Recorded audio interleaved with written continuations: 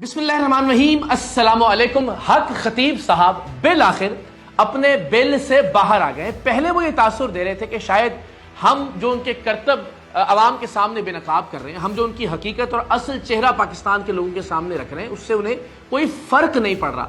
लेकिन अब उन्होंने इस सारे मामले के बाद पहला इंटरव्यू दिया है और उससे ये अंदाजा हो रहा है कि उन्हें तकलीफ पहुंच रही है और हम उन्हें तकलीफ पहुंचाएंगे इसलिए कि वो पाकिस्तान के मजबूर, बेकस, लाचार, बेजबान और माजूर अफराद को तकलीफ पहुंचा रहे हैं। अपने आस्ताने पर फ्रॉड करके उनसे लाखों रुपए ऐंठ रहे हैं, उनकी तजलील कर रहे हैं, उनकी तज़हीक कर रहे हैं, उनकी तकालीफ में इजाफे का बायस बन रहे हैं। इंशाअल्लाह हम उन तमाम मजबूर और बेबस अफराद का मुकदमा लड़ेंगे और तब तक लड़ेंगे जब तक ये हक खतीब अपने फ्रॉड, जालसाजी, अपने करतबों, शोबदेबाजियों से बाज नहीं आ जाते। तो जनाब, पहला इंटरव्यू हक खतीब का, और उस इंटरव्यू में अल्हम्दुलिल्लाह तकरीबन 100% हमारा मुकदमा तस्लीम कर लिया इस फ्रॉडिये ने, इस जालसाज ने। एक एक करके इस इंटरव्यू का पोस्टमार्टम शुरू करते हैं। तो सबसे पहली तो दरखास्त कि ऐसा ही इंटरव्यू आप हमें भी दे देते,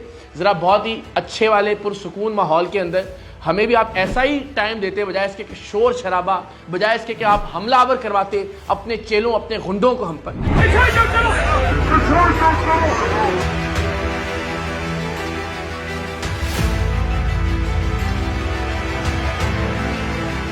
इसी तरह जरा बैठकर बात करते तो जरा और दूध का दूध और पानी का पानी हो जाता, पाकिस्तान के लोगों को पता चल जाता कि आपकी औकात और आपकी हैसियत क्या है। लेकिन चलिए, आपने अपनी मर्जी के मुताबिक, एक बहुत ही यंगस्टर है जिन्हें आपने इंटरव्यू दिया, मेरे लिए वो काबिल एहतराम है, लेकिन वो बार बार लिखे हुए सवाल जो कि लिख के जाए पहले हक खतीब को भी दिए गए थे, वो सवाल उनसे कर रहे हैं। मगर उसके बावजूद, यानी पेपर आउट भी हो गया, फिर भी ये जालसाज पास नहीं हो सका। तो जरा मैं बताता हूं कि इनके इंटरव्यू में क्या क्या झोल है।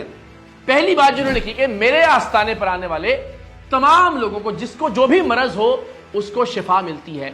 मेरे फेसबुक के पेज पर जाइए, मेरे यूट्यूब पर जाइए, आपको ऐसी दर्जनों वीडियोस मिलेंगी जिसमें लोग वावेला कर रहे हैं, चीखो पुकार कर रहे हैं, जिनमें बेजबान अफराद, माजूर अफराद, मुख्तलिफ अमराज में मुब्तला इंसान, मुख्तलिफ बच्चियां, खवातीन, लड़कियां चीख चीख कर, रो रो कर बता रही हैं कि ये कितना बड़ा फ्रॉडिया है। 9 बार, 12 बार दम करवाने के लिए वो इसके जालसाजी और फ्रॉड के अड्डे पर गई, वो बच्चियां, वो खवातीन, वो शख्स, वो मर्द हजरात, लेकिन उन्हें कोई आराम नहीं मिला। और ऐसी सैकड़ों वीडियोस अभी मंजर आम पर आएंगी इंशाअल्लाह अज़ीज़। टोटल 3 लाख इस लोगों ने मुझसे लिए। इकरार भाई कहेगा इसके सामने आप जाना चाहोगे, मैं कहूँगा मैं इसके सामने जाना चाहूँगा, इसने पैसे हमसे लिए हैं। हम 8 दफा गए हैं, ये इसकी जुबान तो छोड़े, कुछ भी फाका नहीं हुआ। साथ ही उन्होंने कहा कि यहाँ पे हम उन चीजों का इलाज करते हैं जिनको साइंस तस्लीम नहीं करती।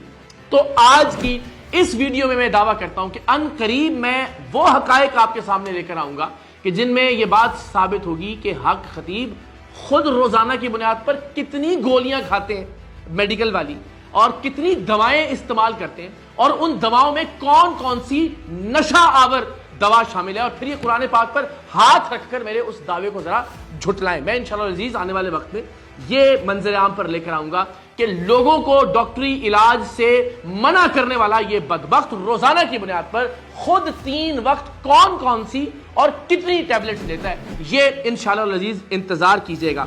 दूसरा इनका ये कहना था कि मुंह से सुइयां या आंखों से चेने बरामद करने वाला जो इल्म या अमल है वो मुझे सीना ब सीना मुंतकिल हुआ है।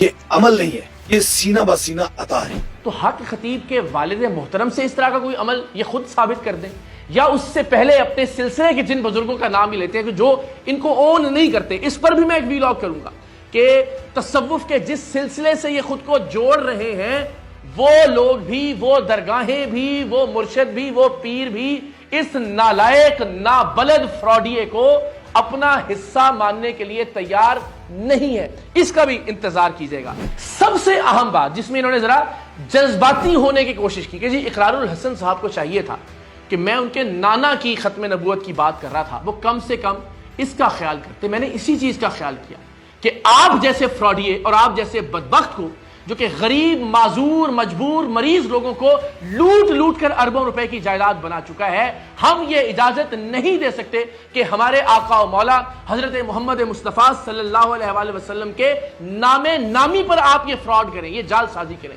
یہی پرابلم ہے، یہی دکھ ہے اور یہی تکلیف ہے کہ ہم اپنے آقا کا نام استعمال کرنے کی اجازت نہیں دے سکتے آپ کو فراڈ اور جال سازی کے نام پر۔ جس طرح سے آپ آنکھوں سے چینے برآمد کرتے ہیں، جس طرح سے آپ منہ سے کیلیں نکالتے ہیں، چھریاں نکالتے ہیں، زخموں میں سے تاریں برآمد کرتے ہیں، ہم نے پوری دنیا کے سامنے یہ بات ثابت کی کہ یہ محض ایک کرتب ہے۔ آپ کو اس نقطے سے نہیں ہلنے دیں گے، آپ کو ختم نبوت کی آڑ نہیں لینے دیں گے۔ آپ جتنی بار مرضی ذکر کیجئے، آپ جتنی بار مرضی رو کر دکھائیے، آپ جتنی بار مرضی آنکھوں میں آنسو لے کر آئیں، لیکن پاکستان کے غیور مسلمان آپ کو یہ اجازت نہیں دے سکتے کہ حضرت محمد مصطفیٰ صلی اللہ علیہ وآلہ وسلم آقائے دو جہاں کا نام استعمال کریں۔ آپ ختم نبوت کی آڑ لے کر اپنے اربوں روپے کے اثاثے بنائے، جنہیں آپ نے خود اس انٹرویو میں بھی تسلیم کیا۔ 11 ارب روپے کے نہیں ہے، اللہ کرے میں حضور کی ختم نبوت کا کام کر رہا ہوں 1100 خرب روپے کیوں؟ تو یہ بالکل واضح ہے، معاملہ آپ کے کرتبوں کا ہے، معاملہ آپ کے فراڈ کا ہے۔ جس طرح سے آپ لوٹ مار کر رہے ہیں مظلوم لوگوں کے ساتھ، میں بار بار یہ کہہ چکا کہ کینسر کے مرض میں مبتلا ایسے کئی لوگ موجود ہیں کہ جنہیں انہوں نے کیمو تھراپی سے رکوا دیا اور وہ ایڑیاں رگڑ رگڑ کر مر گئے۔ گردوں کے امراض میں مبتلا ایسے بہت سارے لوگوں کے لواحقین موجود ہیں کہ جن کی ویڈیوز انشاءاللہ منظر عام پر آئیں گی، جنہیں انہوں نے ڈائلسس سے رکوا دیا اور وہ بیچارے بھی تڑپ تڑپ کر اس دنیا سے رخصت ہوئے۔ ایسی بے شمار اور ان لوگوں سے لاکھوں روپے اینٹھے اس بدبخت نے اور اس کے غندوں نے، اس کے چیلوں نے۔ تو انشاءاللہ العزیز اس موضوع سے آپ کو نہیں ہٹنے دیں گے کہ آپ یہ جو جال سازی کرتے رہے، آنکھوں سے چینے اور منہ سے کیلیں برآمد کرنے والی، یہ آپ کا قصور ہے، اور اس فراڈ کے ہوتے ہوئے آپ کو اجازت نہیں دے سکتے کہ آپ اربوں روپے بھی لوٹیں لوگوں کے ساتھ اور پھر ختم نبوت کی آڑ لے کر مسکین بننے کی بھی کوشش کریں۔ انشاءاللہ ایسا نہیں ہونے دیں گے۔ اور ایک سب سے بڑا فراڈ پیر حق خطیب کا، پہلے ابتدا میں اپنے انٹرویوز میں یہ ثابت کرنے کی کوشش کرتا رہا کہ میں سوتا ہی نہیں، میں 18 سال سے نہیں سویا ہوں، مجھے نیند آتی ہی نہیں ہے۔ لیکن الحمدللہ جب ہم نے اسے بے نقاب کرنے کے سلسلے کا آغاز کیا، پھر ایک ایک کر کے یہ اپنے ہر جھوٹ سے مکرا، اپنے ہر فراڈ سے پھرا، اور اب اس انٹرویو میں ایک مرتبہ پھر اس نے اپنے اس جھوٹ کا اقرار کر لیا ہے کہ یہ جھوٹ بولا کرتا تھا کہ مجھے نیند نہیں آتی، میں سوتا ہوں، میں دن میں سوتا ہوں، میں رات میں نہیں سوتا۔ کوئی شب نہیں سویا، دن کی بات نہیں کی۔ پاکستان کے 30-40% لوگ ایسے ہوں گے کہ جو رات میں نہیں سوتے، دن میں سوتے ہیں۔ کئی افراد ہیں جن کی نائٹ شفٹس ہوتی ہیں، تو کیا وہ اسے اپنی ولایت کے ثبوت کے طور پر پیش کرتے ہیں کہ جناب میں رات میں نہیں سوتا ہوں، میں دن میں سوتا ہوں؟ تو پھر اس بات کی بار بار تکرار کرنے کی کیا ضرورت تھی؟ اور ان کا ذرا 12-15 برس پرانا یہ انٹرویو دیکھیے جس میں یہ واضح طور پر یہ کہہ رہا ہے کہ مجھے نیند آتی ہی نہیں ہے۔ اس کا جھوٹ دیکھیے ذرا۔ بس یہ میرے پر آپ کا خصوصی کرم ہے کہ مجھے نیند نہیں آتی۔ تو یہ فیصلہ میں پاکستان کے لوگوں پر چھوڑتا ہوں کہ اس میں کوئی ابہام ہے جس طرح اس شخص نے کہا کہ مجھے نیند آتی ہی نہیں ہے۔ لیکن جب ہم نے اس کو یہ چیلنج دیا کہ آپ 11 دن 25 منٹ جاگ کر دکھا دیں، کیونکہ یہ ورلڈ ریکارڈ ہے کسی بھی انسان کے سب سے زیادہ دیر جاگنے کا، تو اس کے بعد اس کو اندازہ ہوا کہ اس کا جھوٹ پکڑا جائے گا۔ اپنے ہر جھوٹ کو اب یہ تسلیم کر رہا ہے، اور انشاءاللہ عزیز یہ بھاگ بھاگ کر، دوڑ دوڑ کر، سسک سسک کر اپنے جھوٹ تسلیم کرے گا، اس لیے کہ اس نے لوگوں کو سسکنے پر مجبور کیا، اس نے مریضوں کا استحصال کیا، اس نے اس ملک کی بیٹیوں کا استحصال کیا، معذور اور بے زبان افراد سے لوٹ مار کی ہے، اور وہ بھی ولایت کے نام پر، تصوف کے نام پر، ختم نبوت کے نام پر۔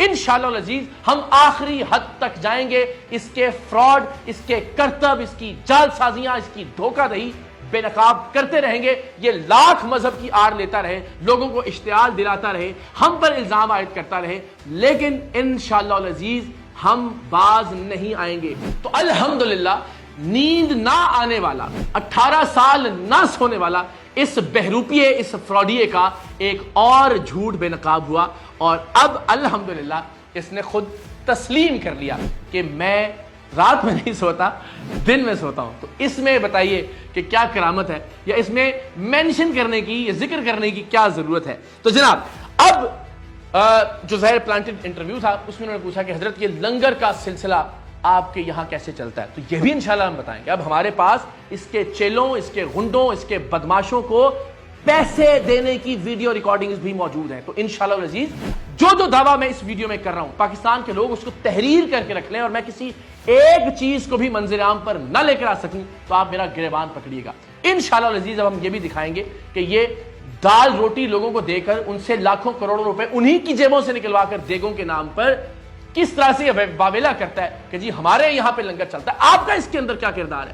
آپ تو لوگوں سے لاکھوں روپے لے کر ان بیچاروں کو دال روٹی کھلا کے واپس بھیج دیتے ہیں اور الٹیمیٹلی اپنی 11 ارب روپے کی جائیداد بنا لیتے ہیں جس سے آپ نے تسلیم کیا. ذرا دیکھیے کہ جب اس انٹرویو نے سوال کیا حق خطیب سے کہ اقرار الحسن نے آپ کی 11 ارب کی جائیدادوں کی بات کی ہے تو ظاہر ہے چونکہ ہمارے پاس ثبوت موجود ہیں اور وہ ثبوت قوم کے سامنے ہم پیش کر چکے جو کہ ناقابل تردید تھے, اس شخص کو ماننا پڑا کہ جی ہاں 11 ارب کی کیا بات ہے, 1100 کھرب ہوں گے ختم نبوت کے نام. اللہ کرے میں حضور کی ختم نبوت کا کام کر رہا ہوں 1100 کھرب روپے کیوں. پر ایک مرتبہ پھر اپنی جائیدادوں کو جسٹیفائی کیا, چھپا آر لی ختم نبوت کی 11 ارب روپے کی اپنی جائیدادوں کو جسٹیفائی کرنے کے لیے.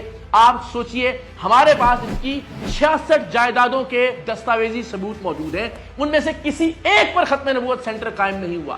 تو کتنا بڑا فراڈ یہ کر رہا ہے. اس سے زیادہ بدبختی کیا ہو سکتی ہے کہ آقائے نامدار کے نام پر, آپ کی ختم نبوت کے مقصد کے نام پر ایک شخص لوٹ مار کرتا رہے, جائیدادیں بناتا رہے اور وہ جائیدادیں کسی ختم نبوت سینٹر کے نام پر نہ ہو, کسی تنظیم کے نام پر نہ ہو, کسی تحریک کے نام پر نہ ہو, کسی مسجد کے نام پر نہ ہو, اس بدبخت کے اپنے نام پر ہو. حق خطیب کے نام پر یہ 66 جائیدادیں موجود ہیں. تو آپ بتائیے کہ اب الحمدللہ جب ہم ثبوت منظر عام پر لے کر آئے تو یہ شخص کہہ رہا ہے کہ ختم نبوت سینٹر کے نام پر, تو انشاءاللہ العزیز یہ ساری جائیدادیں ہم منتقل کروائیں گے اوقاف کے نام پر یا کسی بھی ریاستی ادارے کے نام پر, اور وہ انشاءاللہ العزیز آنے والے وقت میں اس پر ختم نبوت سینٹرز بنوائیں گے. اس نے تو نہیں کرنا تھا یہ, لیکن چلیے الحمدللہ ہم جب منظر عام پر لے کر آئے تو کم سے کم اس نے یہ بات ضرور کرنا شروع کر دی ہے. پھر اس شخص کا یہ کہنا تھا کہ میرا کوئی کاروبار نہیں ہے, میری کوئی دکان نہیں ہے.